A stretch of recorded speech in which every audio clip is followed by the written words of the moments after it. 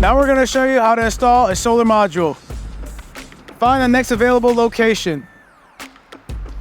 You're going to rest the solar module on the cam feet. Then using your CamClaw, you're going to set your appropriate spacing. This will be uniform throughout the entire installation. Using the same CamClaw, you're just going to place it on top of the cam, connect your DC cables,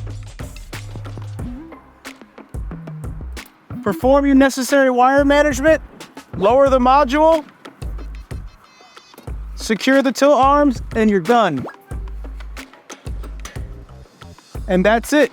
You've just installed a solar module.